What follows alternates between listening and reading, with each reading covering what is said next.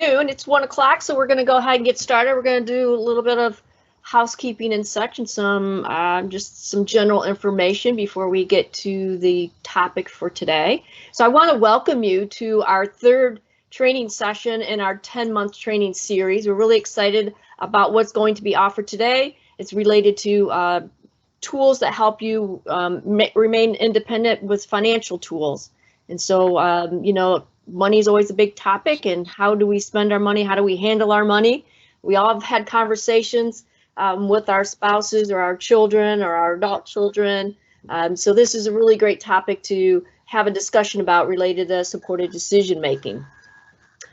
I want to thank our sponsors, the Development Disabilities Council, Mary, who's been very involved in helping us bring these trainings to you, as well as Kimberly Hoga from Detroit Wayne Integrated Health Network, who's helping us get the word out and get folks to our training. Also, the training department here at Oakland Community Health Network, who are super great in making sure our trainings go without a hitch. So thank you, Caitlin. Let's see what our next slide has to say. Right. So just some housekeeping things here. Today's training has been approved for social work and rights CEUs. If you need social work CEUs, you will have to fill out the evaluation that I will send out in the chat at the end of our presentation. And if you need rights CEUs, you should email Jean Fentner, and I just saw she dropped her email in the chat there. So again, even if you don't need CEUs, we really appreciate any feedback.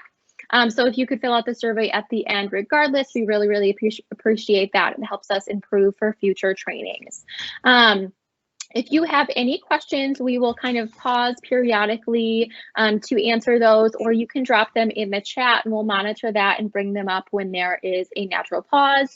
There is also a hand raising function. So at the top of your screen, you should see a little bar, and it just has a little face with a little hand up there. So you can press that to raise your hand as well.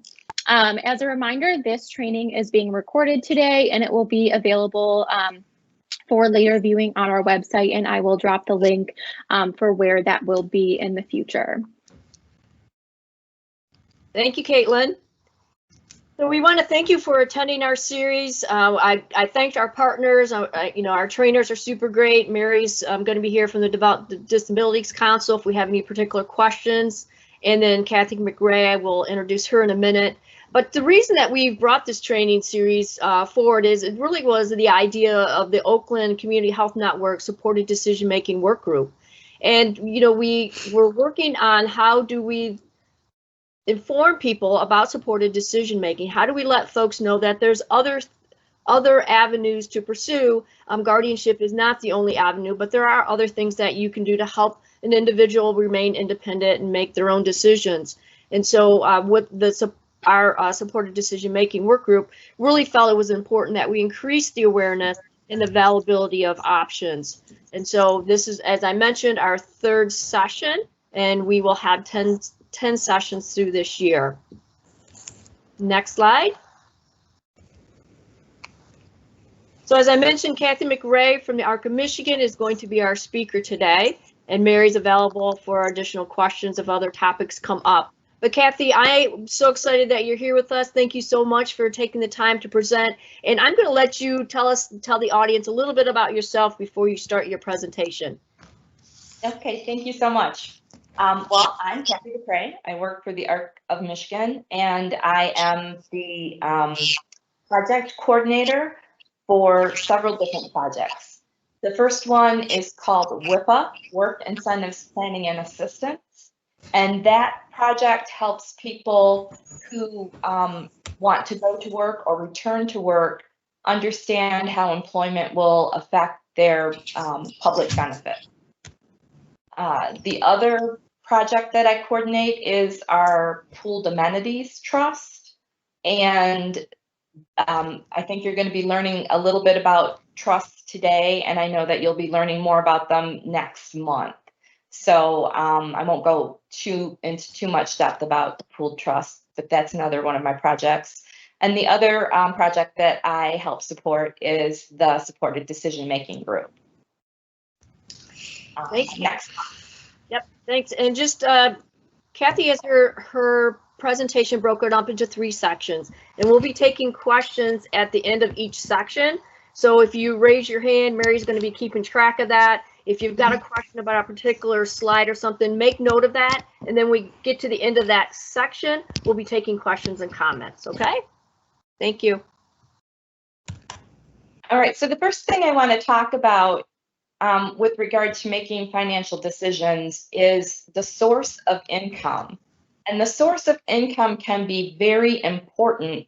It is very important to know in order to determine how you can spend the money, who has access to the money, how much money an individual can save, the rules and guidance around various public benefits programs or trust rules can really impact how money can be used and how it can be saved. Okay, you can move to the next slide. So when you're thinking about income, here are some possible questions that may arise that might need some support around them. And you might have more, but here's a few that came immediately to my mind. So the first one is, do you want to work? Does the individual want to work? How much can they work? How much do they want to work? Have they applied for disability benefits? Have you applied for disability benefits?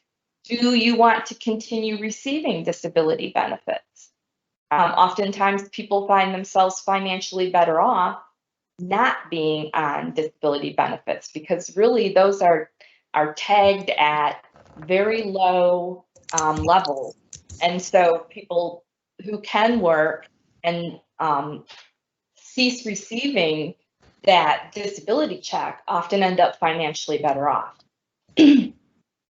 When you do get income, where is it going to go? Is it going to go into a bank? Is it going to go into some sort of savings tool? Is it going to go into a jar? Is it going to go under your mattress? Is it going to go in your wallet? So where are you going to put that money when you get it? How much money do you need for things like your rent, your utilities, your groceries, and fun? Don't forget to put some fun in there because that's really important. A life without any joy is not much fun. So, and do you want to save money? How much money do you want to save? Next slide. So as I said at the beginning of this section, knowing where that income comes from and the rules around that income is very important. So I'm going to talk about some of the rules around various sources of income. SSDI, which is Social Security Disability Income, limits the amount of money a person can make from employment and will be eligible for their SSDI benefit. So in thinking about whether or not the person wants to work and how much they want to work, knowing those SSDI rules is very important. SSDI does not limit how much a person can receive from sources other than employment. So for example, SSDI doesn't care about how much money your grandma gives you for your birthday.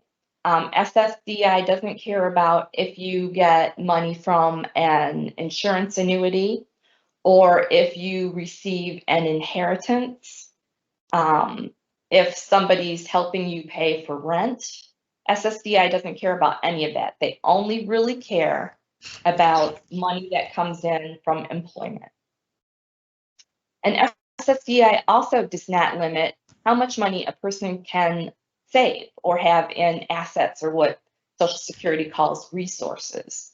So you can have thousands of dollars in the bank. You can own $1 million home and a lake cottage. You can have a pension fund. SSDI doesn't care about your savings.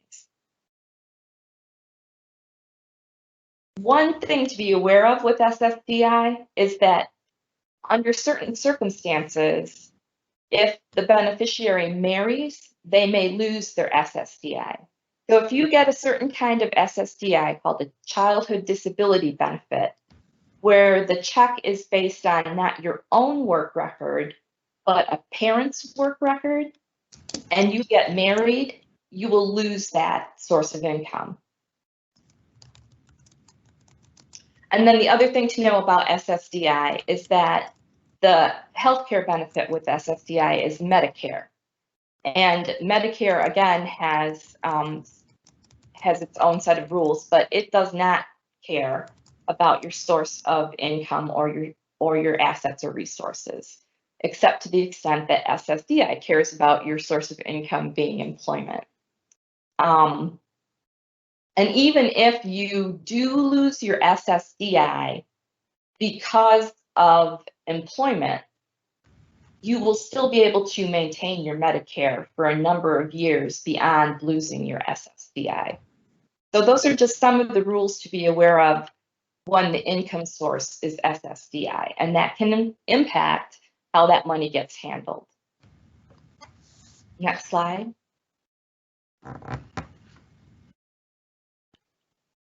So if the individual's income source is SSI, or supplemental security income, they need to know that if they go to work, SSI will reduce as their income from employment increases at approximately $1 for every $2 that they earn. So if they go to work, they are almost always going to end up financially better off receiving money from employment, because in order to lose their SSI, in order for that check to zero out, they will have to be making more than twice as much as they're getting from SSI. SSI can also be reduced if an individual lives in the home of another person and they're not paying for their rent or food or their fair share of costs. So that's an important thing to know too, in terms of making decisions about housing and how money will be allocated to pay for things like rent. SSI counts every single dollar you receive from any source as income. And that's important to be aware of, because except for the first $20 that you get maybe in that birthday card from grandma, if she sends you $100, they're going to count $80 of that as income. SSI also strictly limits the amount of savings that an individual can have. So an individual is only allowed $2,000 in assets or resources beyond owning one home, one car, and the furnishings and accoutrements of their home and their personal clothing. So that's another thing to be aware of in terms of trying to save money from income, because you can only have that $2,000 in savings. SSI can be lost or reduced if the individual marries, because they deem a portion of the spouse's income to that individual.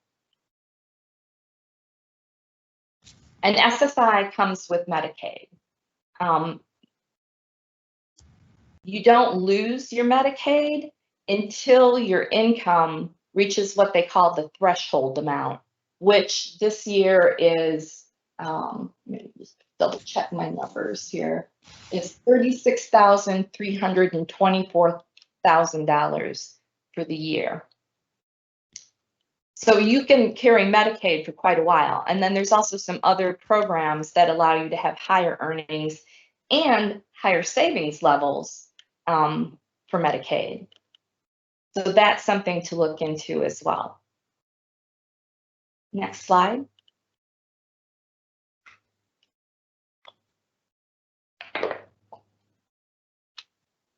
So obviously, employment allows the most freedom in terms of how money can be spent or saved. It's just important to know how that employment and that income from employment might affect the individual's eligibility for public benefit.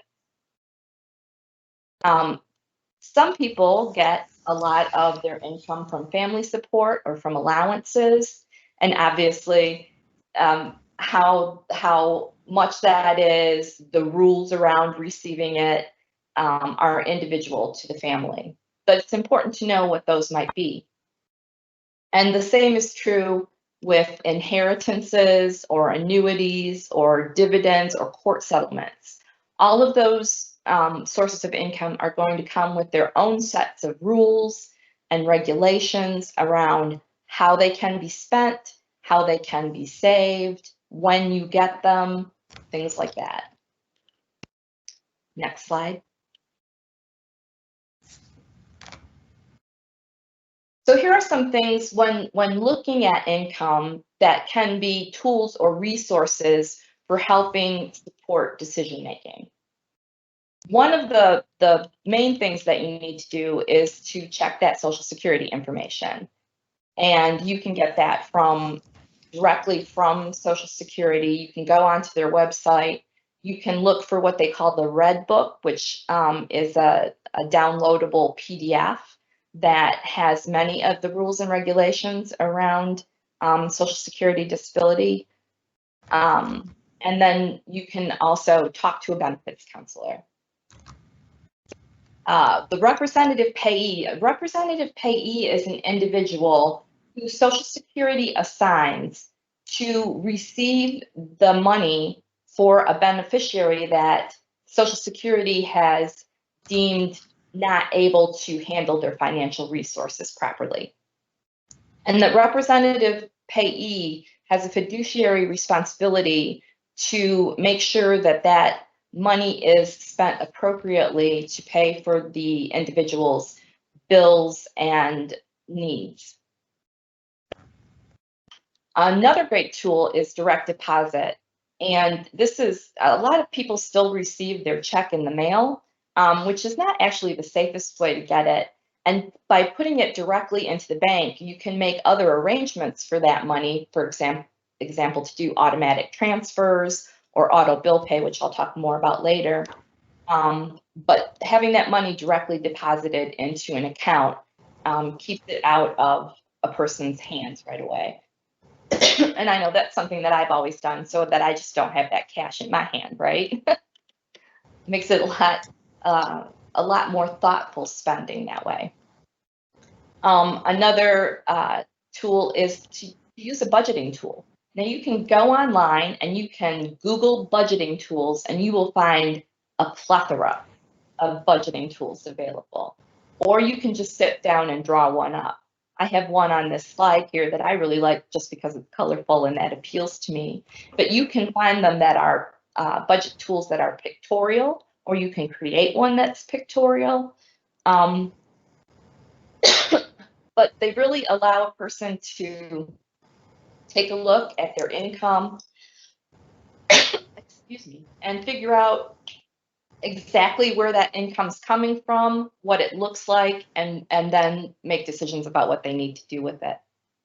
Let's go to the next slide. Okay, before I move on to savings, do we have any questions about the income? Yes, we do have a hand raised. We'll ask Jeffrey to unmute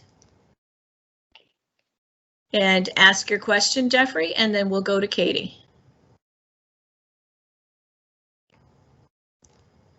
Jeffrey, if you could click on the unmute and ask your question. Regarding supported decision making, I was referred to this by Adam Furman, my supervisor. How do I go about my future in terms of Social Security?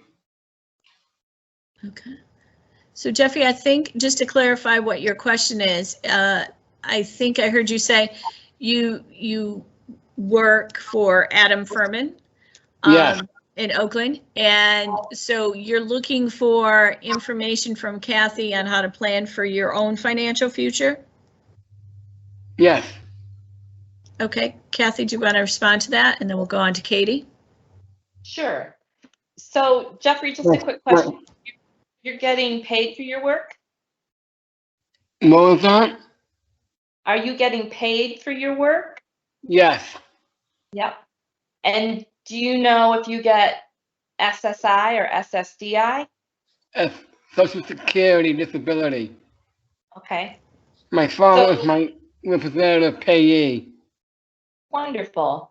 So yeah, I mean, I think that what you might find useful is to talk to a WIPA community work incentives coordinator, and the folks from Michigan United Cerebral Palsy run that program in your area.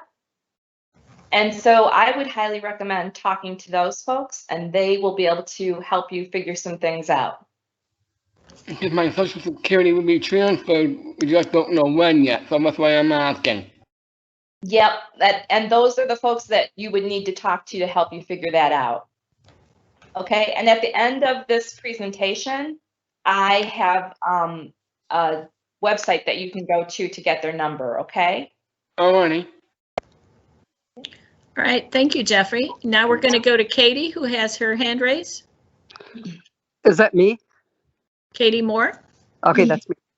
I just think it's important to clarify that even though SSDI has all, you know, you can have all these assets, you can have all these houses, you're still, if you want to get Medicaid, if you want to get specialty supports, if you want to get any of that, you still have to have a $2,000 asset limit, and you still have to abide by the Medicaid income limit. So you're, you know, as far as I think it's just assets, but you know, if you accumulate all these assets, you're going to lose Medicaid also as a like a dual eligible backup for Medicare. So I just wanted that to be clear. You are absolutely right. So if you want to keep your Medicaid, Medicaid has those same asset limits as SSI. And so that's very important to know. Thanks for pointing that out. Okay. I would just like to add in too, we are going to be talking about some additional savings opportunities in next month's presentation, where we're going to talk about estate planning, wills and trust, special needs trust, and ABLE accounts. So just be aware that we're going to delve further into those topics next month. So Vicki, you raised your hand. Vicki, if you want to go next, and then we'll go to Marlene. So, and listening to the presentation and individuals' questions and comments, what I take away from this is that SSI, SSD can be very complicated to understand. Mix that in with whether you have Medicare or Medicaid and the rules around that, which can be complicated to understand. That it would be helpful, as you'd mentioned, Kathy, to have somebody involved when you're planning, trying to figure out what you want to do. Have somebody involved who really understands these things, can help guide you through that, like United Cerebral Palsy or a benefit planner or something like that, because it's very complicated for just the average person to understand. Absolutely. And I would just add that it's difficult for Kathy to answer specific questions about one individual's financial situation, because there's very subtle nuances. You know, I make this much from my job, but I also have an ABLE account. I mean, it changes things. There's, you know, we always advocate for being person-centered, so things are very individualized. So Kathy will answer your questions as best she can, and there's times where she would probably, in order to give you as thorough of an answer as necessary, we might not be able to do all of that within this presentation, but we will supply you with resources where you can have those more intense conversations. So we're going to go next to Marlene Miazga. I'm not sure I'm pronouncing your last name, and my apologies if not. That's quite all right. It's Miazga. Miazga, okay. I just really, it's more of a comment, not a question, but I'm a guardian of my sister and she was on SSI. And then we eventually switched over. I think she's getting some SSD maybe because she was able to get like a higher amount monthly because of her dad having paid into the system. So I think they did some switching over. But long and short of it is I just wanted to say that she got this ginormous check, like for back payment, around $8,000 from the state. And it was essentially going to cut her off all of her benefits. And she's self-determined. So she has a fiduciary and they took her money and they put it in an account that they said that the state can't use the money against her as an asset. And I think it's probably one of those special accounts that you're probably going to have a session about next month. But I thought it was really interesting that they did that, and that allows her to be able to still get all of her benefits and all of her services, and they're not taking her assets and using it against her. But the downside of that is that she can only access this account like in an event, like if she is an emergency or if she needs additional money for furniture and there, you know, we have to show proof and receipts to be able to tap into this account. So I'm not really quite sure what type of account it was. It was through Personal Accounting Services, which is the fiduciary in Wayne County. It's again just one of the fiduciaries in this that they use to help manage the money. Right. Well, that kind of segues nicely into what we're just about to start talking about, Marlene, because there are different tools available for savings depending on what your source of income is, and ways to protect some of that savings from being counted as a resource. So that's exactly what we're going to talk about right now. So let's go ahead and move right into that. We have one more hand raised before we move on. I just want to double check that, Katie, your hand is still raised. Is there another question, or have you had your question answered? No, my question was answered, but I just want to let that lady know if that's an ABLE account, it's actually a lot more flexible than she thinks, and she should come next month and hear more details. Okay, thank you. And Jeffrey, did you, it looks like you re-raised your hand, or is your question answered right now?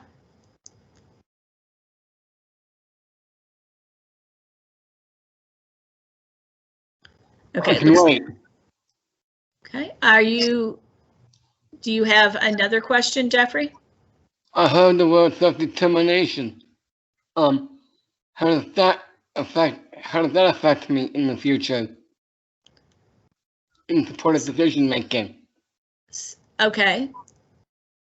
Kathy, do you want to answer that? I think the question is specifically, you're talking about self-determination. Do you have like a self-determined budget? Yes, I do, in my plan of service. Okay, and you're asking about how does supported decision making affect that? Yes. Okay, Kathy, do you want to field that one? So with self-determination, Jeffrey, you should be able to have quite a bit of input into how that budget gets spent, in terms of like what supports and services you feel like you need and that get provided for you in the community. Sometimes oftentimes with self-determination budgets, people have what's called a fiscal intermediary who helps to make sure that the supports and services that the person is using get paid for properly out of that budget. So that's actually one of the things that I'm going to mention here as we move forward. Are we ready to roll? Thanks. There's in the chat, Mary, there's another Katie who has a question. So that Katie, could you go ahead and ask your question? You have to unmute.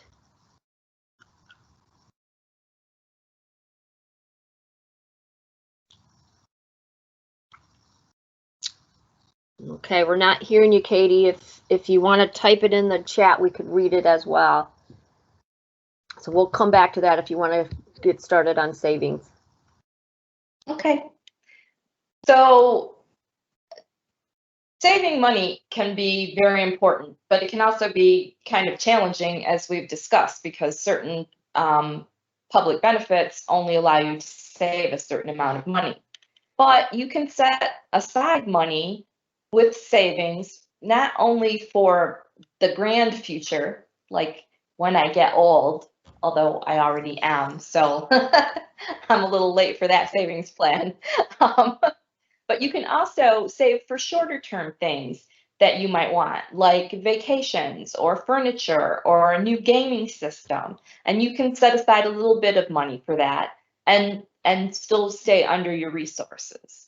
So there are a bunch of tools that you can use for savings, but it's important to know which options are best for you. And in order to do that, you need to know the rules around your income, and then also what are your goals for that savings, right? Next slide. So some of the possible decisions around savings are what kind of things do you want to save for? When will you need to use the money that you've saved? Where will that money come from? So are you saving from your income? Are you saving from money that people have given you for birthday gifts? Are you saving from an allowance or an inheritance? Where is that money coming from? How much can you save? How much do you want to save? And do you want someone to help you save money? So someone helping you save money can either be, you know, as minor a support as cheerleading for your savings, which my husband always is for me. He's definitely my cheerleader when I tell him how much I have in my retirement account. He cheers me on. Or it can be somebody who is on, for example, a joint savings account with you and helps you to monitor that account and make sure that your money is getting put in there properly. Next slide, please. So here are some of the ways that people can save. So we're going to start with kind of your classic bank accounts. And your first is just a standard savings account, which just is a place that people can put their money and it earns a little bit of interest. And let me tell you, these days, when I say a little bit, I mean a very little bit. But at least it's not as easily accessible as your wallet or the jar on your kitchen counter. And you can have joint savings accounts. So joint savings accounts allow 2 or more people to be listed on that account. It also allows any of those individuals to add money or withdraw money and to monitor the account. Holiday savings accounts. These can be a really useful tool because they have limited access, usually only once a year. And you can put money into that account, but you can't take it out until that set time of the year. And then you can take it out to, for example, buy Christmas presents or to take yourself on that holiday visit to somebody who lives farther away. So holiday savings account can be a really useful tool because they're much less accessible. Another savings tool is a certificate of deposit. So a certificate of deposit, or a CD, they pay usually a somewhat higher interest rate than a standard savings account, but they are much less accessible because you have to keep that money in that account for a certain amount of time. And if you withdraw it prior to that set date or the maturity date, then you have to pay a penalty, usually by losing some of the interest that you've accumulated. So it's important to remember that any of these kinds of accounts, any of these kinds of bank accounts are considered resources for purposes of SSI and Medicaid. Next slide. So these are ABLE accounts, and I'm just going to talk about them a little bit because I know you've got them coming up next month and you're going to learn quite a bit more in depth. But ABLE accounts allow people to save money for what are known as qualified disability expenses. but they have a very broad definition of what is a qualified disability expense. And that includes paying rent, paying utilities, and buying groceries. These accounts are available to anyone who's got a disability that started before they were 26 years old. You can save up to $15,000 a year. You can actually save more than that if you're working. ABLE accounts under $100,000 are not a countable resource for SSI or Medicaid. So these are a very, very valuable tool for people who are receiving SSI or Medicaid. The accounts offer a variety of savings options, but there are fees associated with those. And money in the ABLE account is under the control of the named beneficiary and needs to be spent for their benefit. Next slide, please. There are also supplemental needs trusts, often known as a special needs trust. And there's basically 3 different types of special needs trusts. First party trusts, that money comes from the individual themselves. A third party trust, that means that money was given to them by their parents or their grandparent or a sibling. Pooled trusts, which can hold money from either the individual or from a third party. And though those accounts are kept separate in terms of the accounting of them, for the purposes of investment, the money is pooled so that they can get A, better earnings, and B, lower costs to the individual account holders. And so pooled trusts are often very beneficial for people who have somewhat smaller amounts to set aside into a trust. The money in a special needs trust, and any of those, cannot spend money on things that are supposed to be covered by their public benefit. So those things include rent, standard utilities like gas, electric, and water, and groceries. There is no limit to the amount of money that you can put into a trust, but there are fees associated with any of those trusts, depending on what kind of trust it is and how much money you have in them. The funds in the qualified special needs trust are also not countable as a resource for SSI or Medicaid. And the money in the trust is under the control of the trustee. And that money may only be spent for the benefit of the trust beneficiary. So, for example, and this is something that has come up in my role with our trust, is that people will want to buy Christmas gifts with their trust money. That is not something that you can do with money from a trust, because if you were to take that money and buy Christmas gifts, that's not for the benefit of the individual who's the named beneficiary, but for someone who's going to receive that gift, right? Okay, next slide. So when you're looking at savings options, here are some of the tools and resources that you can use to try and figure out what option might best fit your needs. So you can talk to your bank or your credit union and see what kinds of savings plans they have.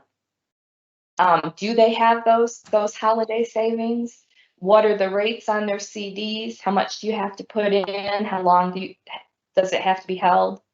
You can arrange for direct deposit into a savings account, or you can have money automatically transferred from your checking account into your savings account on a regular basis. So for example, my husband and I, when his pension check pulls down, we automatically take a certain amount of money from that and put it into a specific savings account that we use to pay the taxes on our house.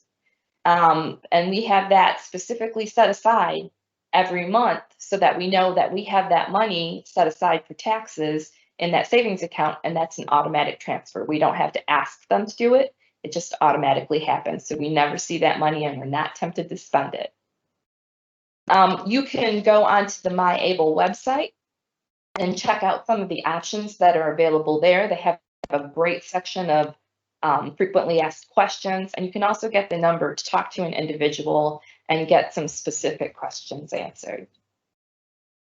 And again, we can go back to those budgeting tools.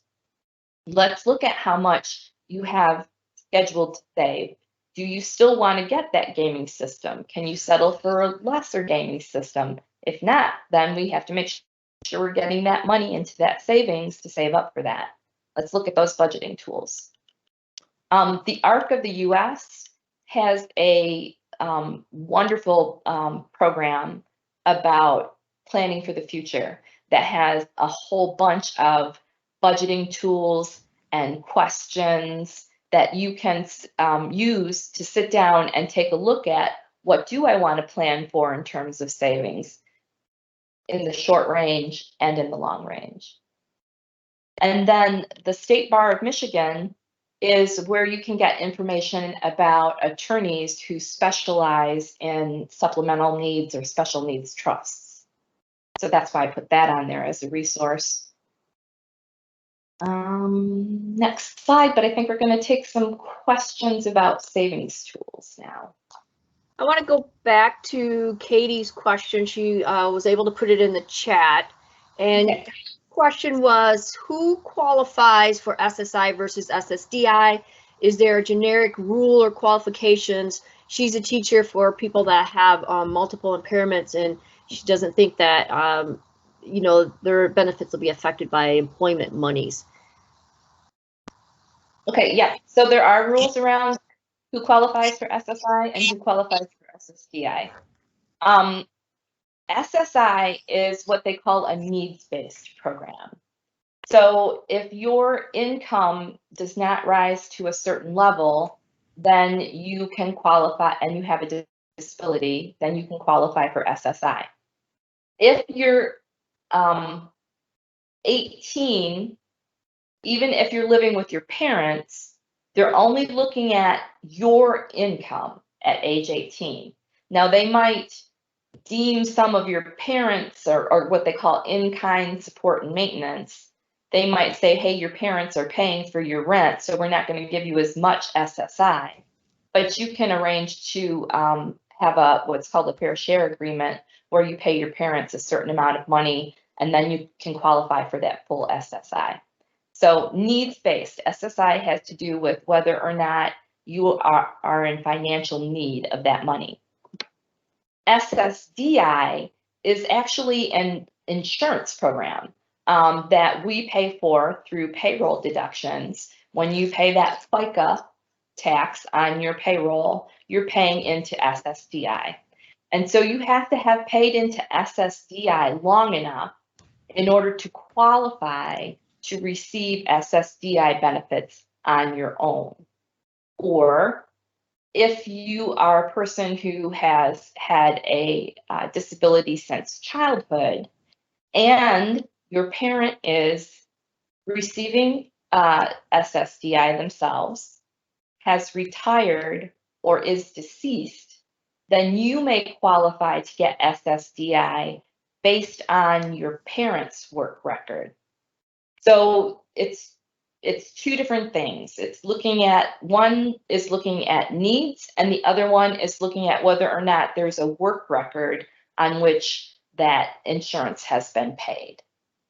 And somebody in the chat also suggested much of that is covered in the Red Book. That is correct. Okay, that is complicated. It is complicated. And again, I would really highly recommend anybody who you know, needs to know more information about that, talk to a benefits counselor. Okay. We have Jeffrey who has his hand raised. So we'll go to Jeffrey first and then back to Katie Moore. Two questions, please. My first question is, what is a third-party trust? What does that mean? A third-party trust is when somebody else puts money in the trust for you. So for example, your parents might want to set up a trust for you, and they put money into it, their own money, not your money. That's a third-party trust. Yeah, and then my second question is, with supported decision making, how do you go about transferring from a bank or a credit union to a shared branch? I'm sorry, I didn't quite understand that question. The question again is, with supported decision making, if you're transferring your account to a shared branch, how would you go about doing that? To like set up a shared account? Is there checking and a savings? So Jeffrey, I think what you're asking, and I just want to clarify so we make sure we answer the correct question. You're asking, you had money in a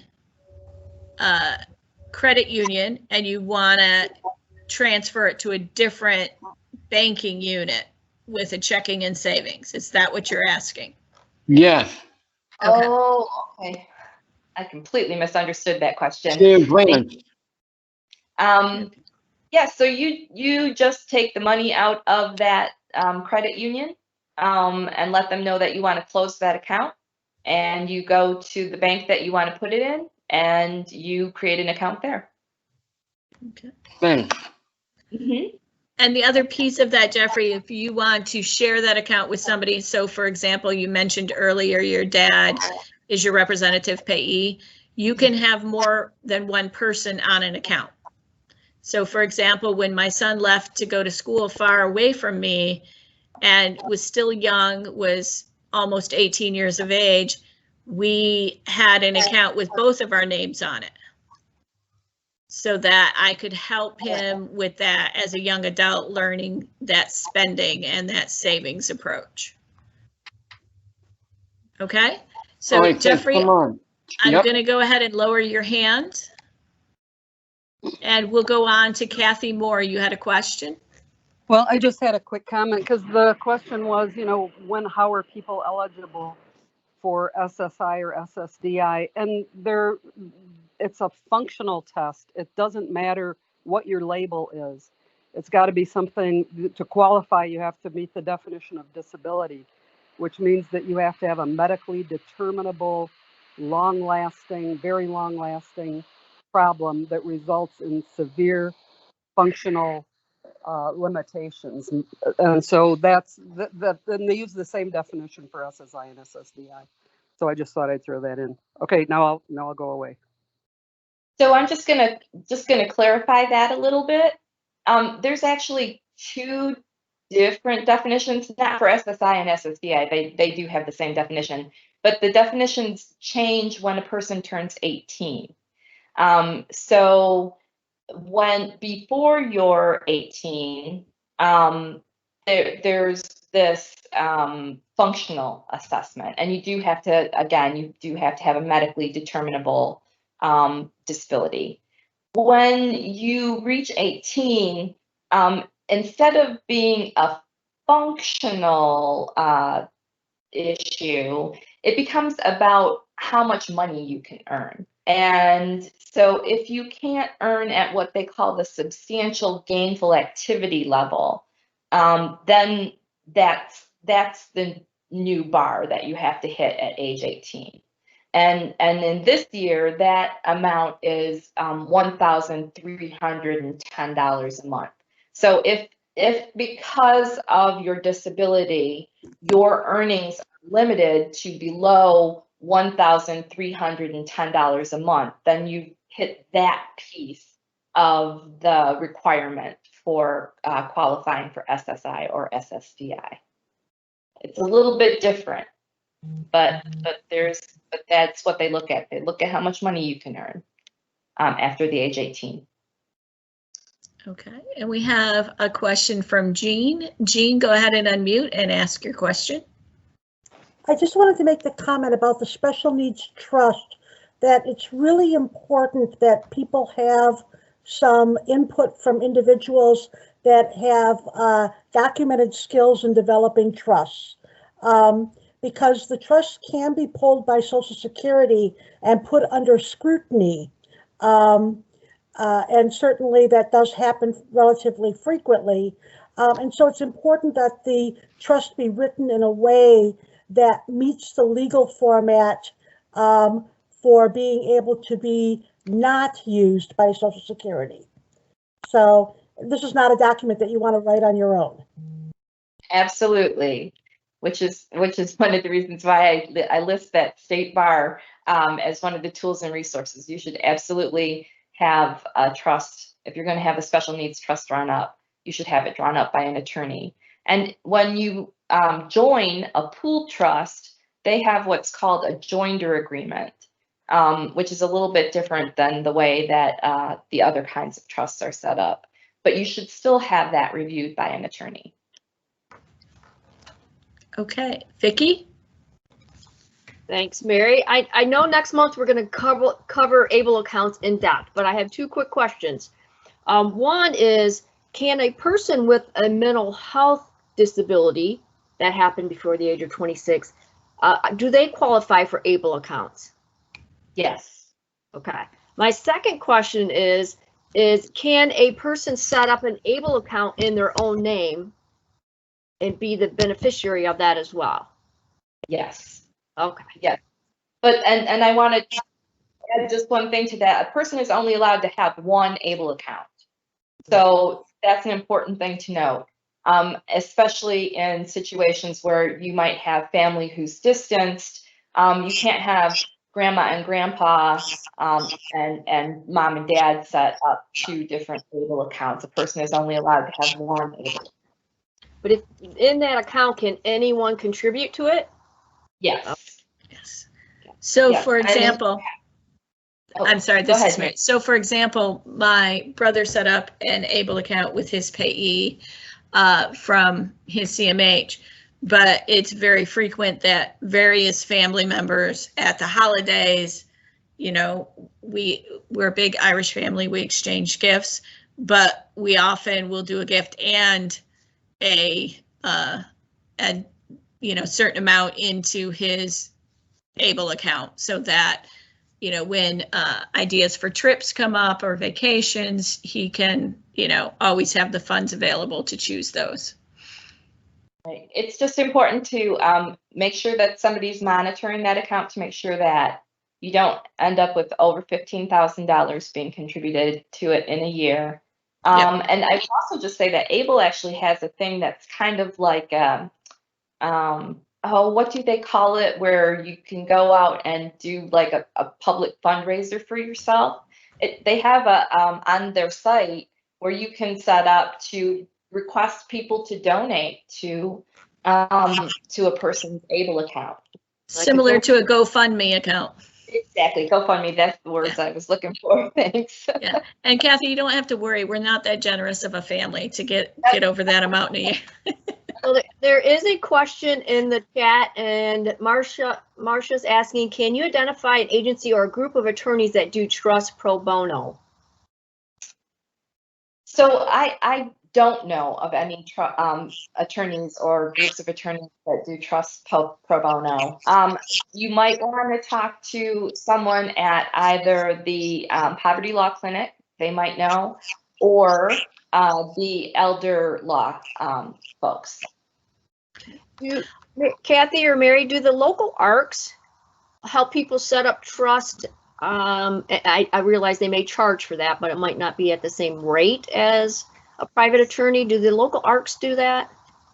Yes, some do. So it really just depends. I also don't know of anyone who does it completely pro bono, but there are organizations like a few of the ARCs that have lawyers as CEOs that help with that and do it at a you know, much below what a private attorney might charge. Okay, we have all the questions? I don't see any other hand raise is at this moment. go ahead and go on to spending. So spending, and this is where things get trickier, right? And it's tricky for most of us. And living on a limited income makes that all the harder. But there are a lot of ways to support somebody in making decisions about spending. And there's various levels of support to support individuals' various needs. Next slide.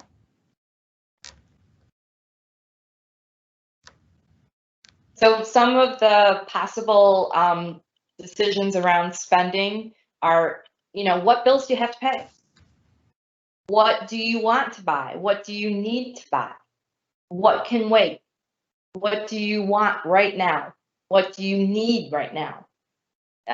Do you want assistance with shopping for groceries or for clothes or for household items? Like, I should always have somebody go to the shoe store with me because I will overbuy at the shoe store every time. And so it's nice to have a friend say, hey, do you really need that or want that? What's it going to go with? So getting help with that can be beneficial as well. Next slide. So for folks who need maybe just a little bit of support in spending, there is auto bill pay. I use this, pretty much everybody I know uses this, right? You set it up on your online checking account, or you can sometimes set it up through the vendor themselves, and you just arrange to have that bill automatically paid from your checking account on a regular basis. And that way you don't have to be worried that you're late or that you've missed the bill. You can set up, most banks and credit unions have low balance alerts that they will text you or alert you through their app to let you know when your balance has reached a set point, and you tell them what that point is. And then they will let you know, hey, you're getting low in your bank account, just a warning, right? And those can be really useful so that you don't end up, with an overdraft. Shopping lists. If you take a list to the grocery store, you're much less likely to overspend, and it makes it easier to ignore those impulse buys, as well as online grocery shopping. If you're not in that grocery store, walking past the Little Dubbies or smelling the delicious aroma that they deliberately waft through the store of cinnamon rolls baking, it makes it a lot easier to stick to exactly what you need. And assisted shopping, again, this is just the buddy plan that I was talking about with my shoes. If you know that you're going someplace where you're likely to overspend, or the individual is likely to overspend, have somebody go with them to help them in the moment. And let's look at those budgeting tools again. That's the way that you make sure that you're keeping things on track financially. Can I share a quick story regarding that, Kathy? You absolutely can. So working with somebody that was supported by a community mental health, and drinking excessive amounts of soda was problematic in that the doctor was saying this is really becoming detrimental to your health, not just the fizz in the soda, but the caffeine and the sugar. And with this individual, when they shopped with staff, but it always became a battle in the store when they were shopping in person prior to COVID. Like, how do you get past the pop aisle without an entire cart full? And okay, if you're going to buy 19 cases of Coca-Cola, how are you going to pay for your eggs and your milk and your potatoes and your meat? And it was just always a very difficult situation. And one of those unexpected things, as COVID hit, they went to ordering groceries online, and it was this amazing change. So the issue was for this person to walk in a store and see an entire wall of Coca-Cola in various you know, cans and bottles and plastic and glass and different sizes and different varieties was just more than they could handle. But to sit with the staff in the comfort of his own apartment and say, yes, if I drink 1 cola a day or X colas a week, this is how many I need in a week, and be able to just purchase that was huge. And so it had this unexpected medical effect in that blood pressure was lowered, and what is the blood sugar one? Whatever that, AC1? Yeah, A1C. yeah. A1C decreased, and you know, it was really kind of a shopping plan versus a health plan, but it had that unexpected effect. So, I mean, some of these things that you're talking about sound so simple, but they can make a huge impact in some situations. Absolutely. Absolutely. Yeah, that online shopping tool is something, you know, I personally found made it easier to stick within a budget and just buy those things that you need, and you don't get that little extra something all the time. And what this gentleman said afterwards, you know, after, you know, there were conversations about that at a circle meeting, is I never realized people would just deliver Coke to my front door. Like, how exciting. And he said he doesn't, I mean, the idea of even going to the store was building up stress before he even left his apartment, because he knew he was going to be faced with that wall of Coca-Cola. And now it just appears miraculously, as he puts it, at his front door, and he doesn't have to think about it. And there's just always, you know, the Coke that, the amount of Coke that he's decided on. Great. All right, so for folks that need a little bit more support, you can do limited credit cards. So you can do a Visa card that just has $100 on it, say, and they're going to go buy some clothes, and they can take that card and know that they can get what they want, but only that amount. You can, it's the same thing with store or gift cards. Those can be purchased so that the individual can spend and get what they like, but only spend X amount of dollars. There are joint checking accounts. Now, joint checking accounts, much like joint savings account, allow one or more people to be on the checking account and to spend money from that account or put money into that account. However, a restricted joint checking account, which limits the amount of money any individual can spend from that account. So that's something to look into and talk to the bank about.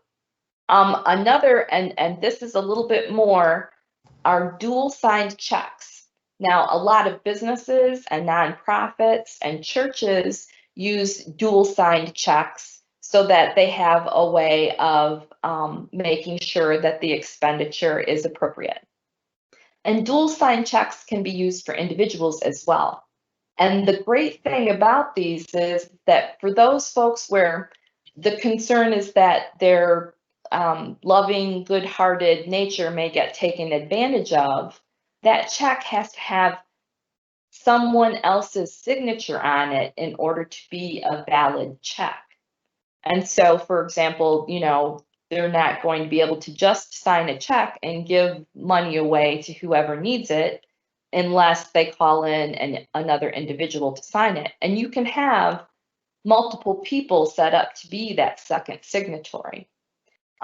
So that's a very useful tool for people who are concerned about people being taken advantage of, which is often the concern that we hear that leads to guardianship on the financial question. Next slide, please. And for people who need quite a bit of support, there are those fiscal intermediaries, and these are the folks who work with CMH and self-determination budgets to make sure that people's supports and services get paid for. There are representative payees, and we talked about that a little bit. A representative payee is that person who's appointed by Social Security to receive the money that the public benefit that the beneficiary is due, and to be fiduciarily responsible to make sure that the individual's needs get taken care of, that their bills get paid, that their rent gets paid, that they have groceries purchased. And then, of course, there's financial powers of attorney. And financial powers of attorney lay out within the document itself exactly what powers are being given to the other individual to enact on behalf of the beneficiary.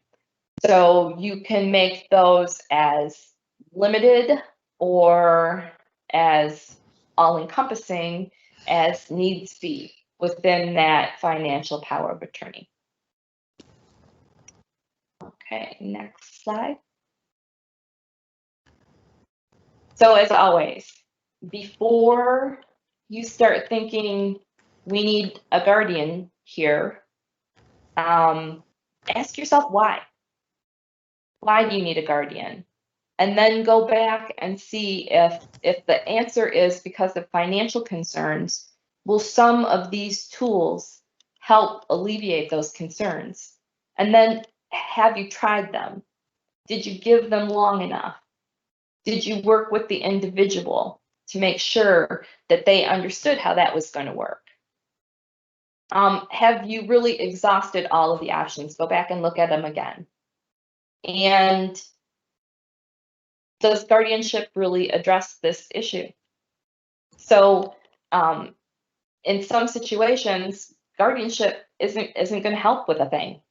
And so if you're worried about somebody being taken advantage of financially, guardianship isn't necessarily the answer.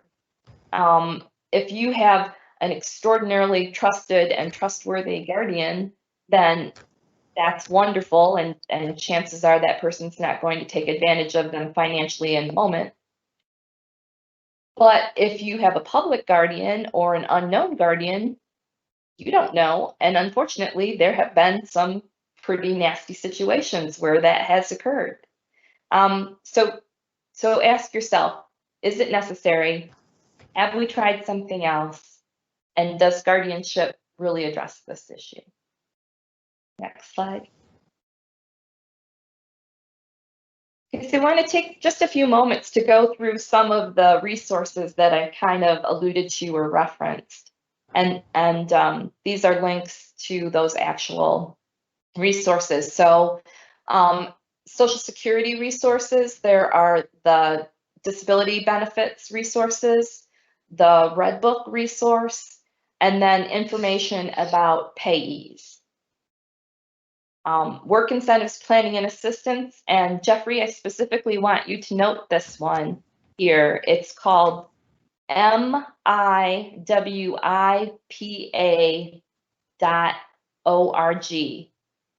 mywipa.org.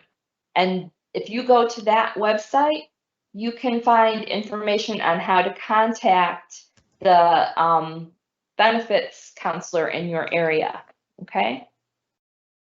Okay. And I would add to that, Jeffrey, if you want us to send you a WIPA brochure, I know you have my email and you have Tracy's email one of us that you need a copy of the WIPA brochure. And it'll list the phone number of the representative that covers your area. And then there's a link to the resources on the ARC US for family support and future planning. There's a host of great resources on there. And actually, if for the social workers, if you're working with somebody who's Spanish speaking, they have those documents now in Spanish. There's a link to the MyAble website. There's a link to the State Bar of Michigan, where you can find attorneys who specialize in special needs trusts. Next slide.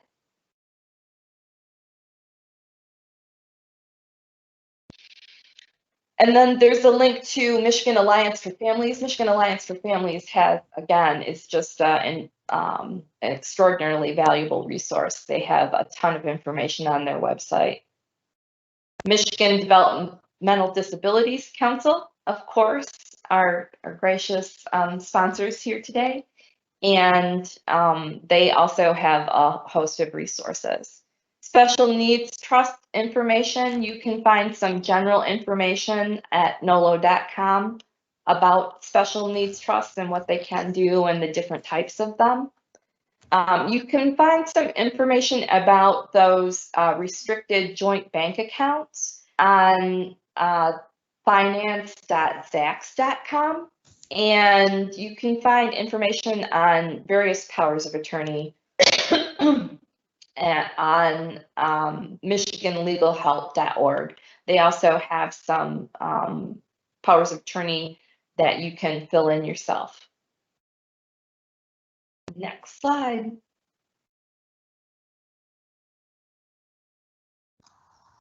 Okay, we had a couple comments in the chat. One was from Jeffrey, said, with the supports coordinator at Mork, would the Arc of Oakland bill that supports coordinator? And Jeffrey, I'm thinking that you were referring to when we were talking about the ARCs as a resource to possibly set up a trust. So they would not bill Mork. Mork would not be involved in setting up a trust. That would be something that you would have to do as an individual or a family member or friend. Kathy or Mary, any other thoughts on that? Yeah, Jeffrey, I think what Kathy had mentioned earlier is meeting with somebody from WIPA who would be explaining all of that information specific to your individual situation. I think what you might be asking, Jeffrey, is do they charge for those services? Kathy, so if somebody wants to meet with a WIPA representative, what is the payment process there? There is no pay. It is a free service. It is a grant-funded program by Social Security. Okay. Did that answer your question, Jeffrey? Yes. I was just curious because of telehealth services, that's all. Okay. Yeah, your support coordinator wouldn't be charged, or Medicaid, your Medicaid account wouldn't be, the CMH wouldn't need to reimburse your Medicaid account if you met with a WIPA representative. Okay, Kendra says, my friends support my bad shopping habits. Yes, we all have friends like that, so I guess we have careful who we shop with. May I just intercede and say to Kathy, really, how many pairs of navy blue shoes do you need? You got 2 feet, and my brother would say, you got 2 feet, you only need 2 shoes. That's it. There you go. And Marcia had to leave, but she said, great workshop. Thanks for that. It was very helpful, and thank you. We had a comment from Jacqueline that says not all guardianship is bad.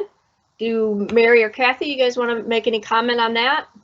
I would love to make a comment on that. So all of the things that we talk about here in all of these presentations don't apply just to not having guardians. They also apply within guardianship. So supported decision-making can be used within a guardianship. So we know historically guardianship's the only thing that's been talked about or really kind of offered to people with IDD in Michigan and many other states in the nation. And what we want is simply for people to look at what's the least restrictive intervention that needs to happen. If a guardianship already exists, these are tools that guardians can use to help figure out, wow, I really don't need to make that decision for somebody. We could just put this, banking arrangement in place, and then that gives that individual as maximum control over their life and autonomy as possible. So we totally agree with the comment that not our guardianship is bad, and we don't want anyone to leave feeling that that's what we're saying. So again, supported decision making's for everyone. It's what everyone uses every day. We just don't call it that. Like we all have maybe those friends who help us think about budgeting. I have friends who help me think about, when I'm buying a car. So you could call them my circle of support. And so that's no different in a guardianship. you can have a guardianship and also have some of these tools in place that maximize that individual's autonomy over their life. So that's my comment on it. Kathy, you're up. So I agree with that, and if somebody already has a guardian and that situation is working, these tools are just as applicable within a guardianship as they are outside of it.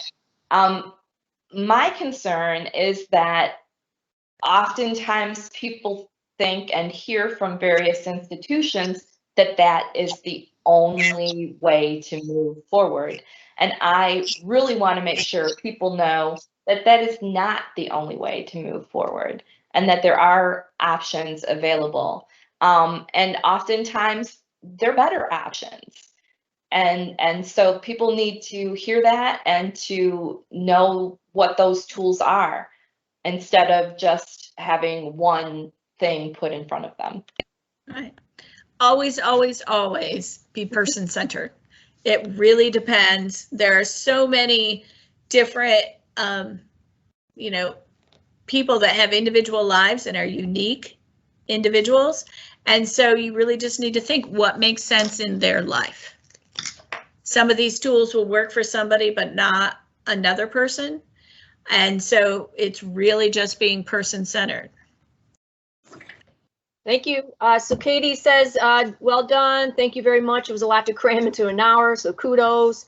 Yen had joined us, and he was agreeing with things that were being said about supported decision-making.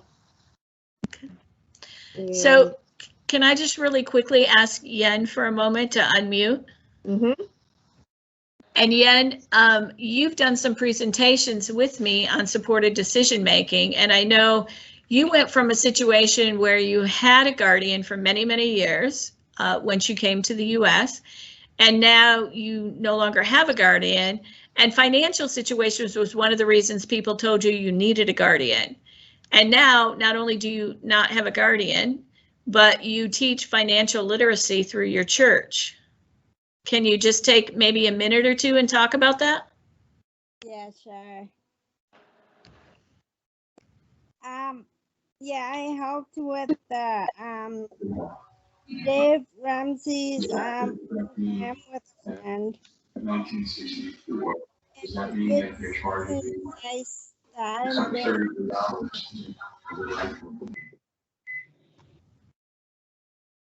to and I just enjoy doing that.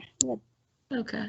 So you've learned enough about finances not only to figure out your own, but you help other people with that, which is really kind of cool. So again, that's kind of what we're talking about, even within a guardianship situation, helping people to gain as much autonomy and understanding of topics, whether it's finance or relationships or medical issues, as they can is great. And sometimes you see there's maybe not a need for a guardianship in that one particular area, or having a substitute decision maker in those areas.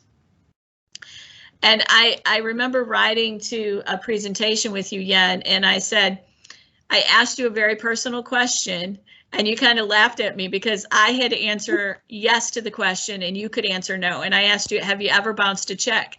And you looked at me and said, absolutely not. Like, no, how you like that was just a horrible thing. And I had to say, wow, when I first started doing my own finances, I bounced a check once.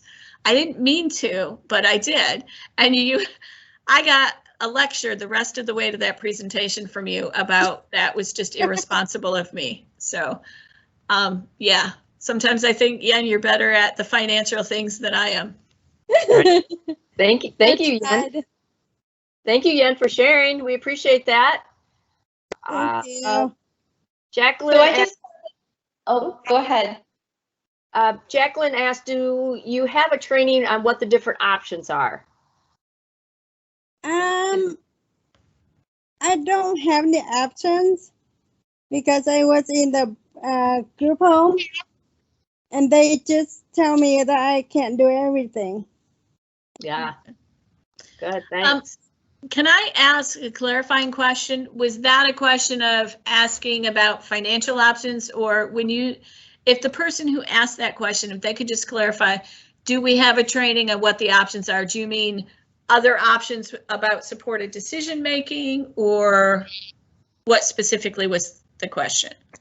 I wanted to know if you have a training on the options opposed to regarding the different options for guardianship.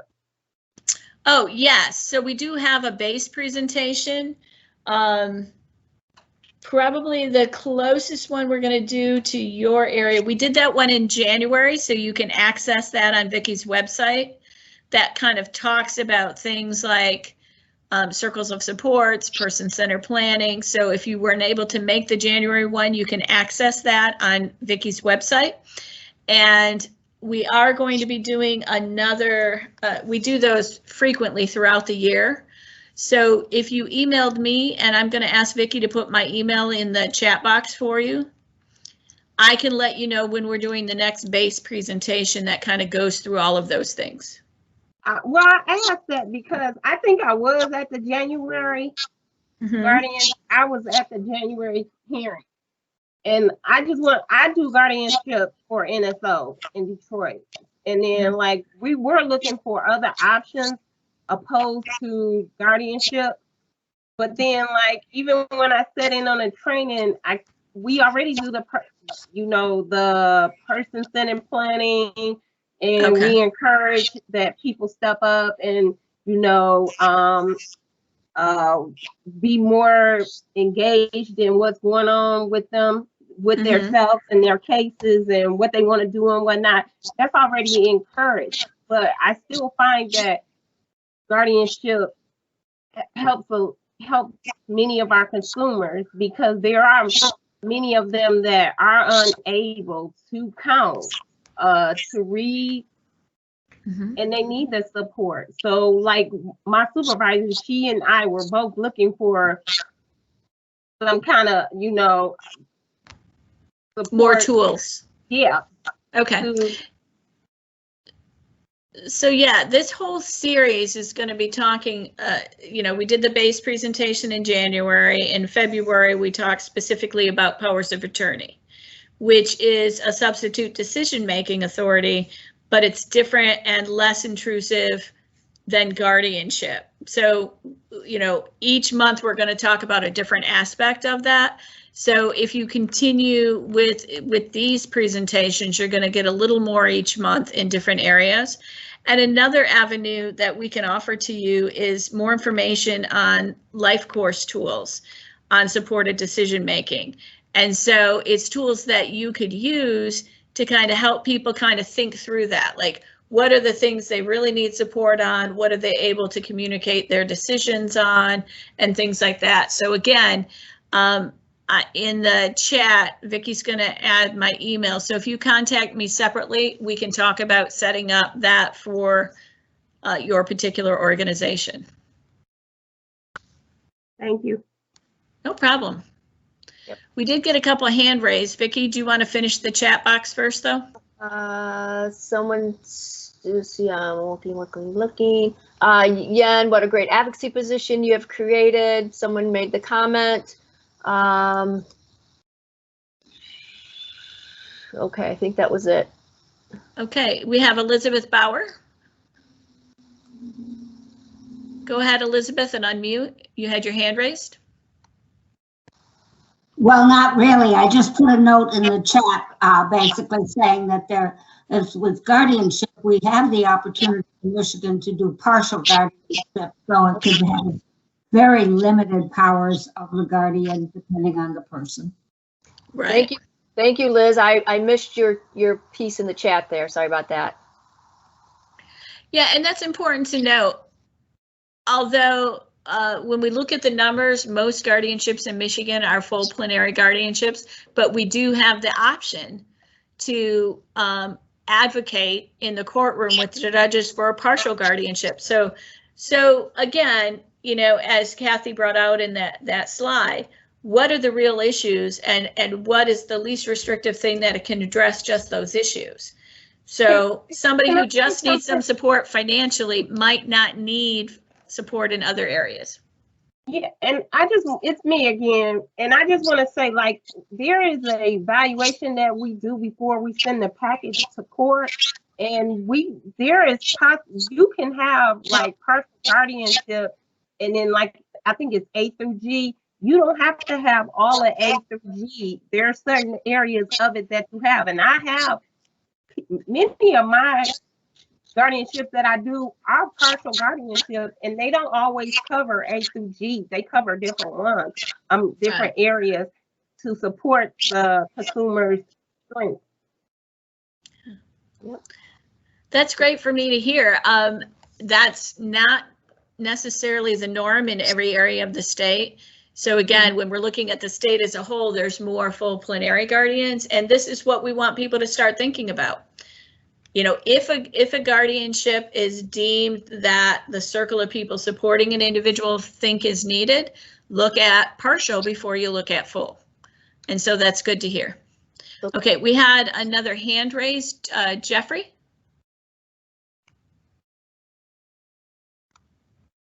Questions for Vicki. Okay. The social media training, Vicki, is that go 2 to 3, and is it the same length or Zoom? It's going to be on Teams, and I will email you that information. Okay, Jeffrey? All right, thanks, Vicki. Yep. So a couple other comments in the chat. Kate says not all guardianships are bad, but many, if not most, are unnecessary. Sherry says great story about how someone learned how to handle their finances so she could not have guardianship. And Liz says judges like plenary guardianships because they are quick and easy, but partial takes advocacy, but it's worth it. Absolutely. I just wanted to add one quick thing before we run out of time, which is that, you know, if you're somebody who works with young people as opposed to adults, that it's really great to start having these conversations, to set up that budget, to start the education around financial decisions and supporting that learning and growing process from an early age. And so go ahead and, you know, create that budget. And this is actually a really good opportunity to use those jars that I was talking about sitting out on your kitchen counter. You know, this part of your money is going to go for paying for fun, you know, go into the candy store or whatever. And this part of your money, you're going to save up for a bike. And this part of your money, you're going to give to your pet charity that you like, you know, so you can help kids develop those decision-making tools from an early age. And that's really important as they get older to be able to utilize some of those tools themselves. Great, thanks, Kathy. Yeah, I was having a conversation with somebody the other day, and we were talking about childhood development, and you know, some easy way that help someone learn how to make choices is, what color toothbrush do you want? What color shirt do you want to wear today? So those are easy ways to help teach somebody how to make choices as they're growing and then become an adult. All right, next slide. I think we're going to wrap it up. We're coming to our ending time. Just a reminder, if you want social work CEUs, you do need to complete the survey. The link has been put in the chat. If you want right CEUs, email Jean Fettner. Her email is in the chat as well. If everybody could complete the survey, that would be great. It gives us great information going forward to do the trainings. Next slide. As I mentioned, we do have future trainings coming up. April 27th will be Wills Trust and Able accounts, and it also includes Special Need Trust. Again, the same times, 1 to 2:30, 6 to 7:30. And then we have future sessions in May, June, July, August, September, and October. Kathy had mentioned life course tools. We are going to be covering some of those in some of the months. And we're also going to be talking about circles of support. So really great sessions coming up. Hope people can attend. And let's see, what's next slide? I don't know if I have anything else. Oh, so this is where you can find so January and February's recording of those sessions are on our website. So if you go to our website, you click on training, then click on provider training, you scroll down to the supported decision-making series, you'll see so far those that we have there right now, and we'll be continuing. It takes us a little bit to get the current months up because we have to do a little bit editing on it. Next slide. Thank you for attending our training. Thank you to Kathy and Mary and Yen for sharing their expertise, their wisdom, their stories. We appreciate that, and we appreciate all of you spending some time with us this afternoon. Thanks, and have a great spring day. Good session. Thank you. Bye, everybody.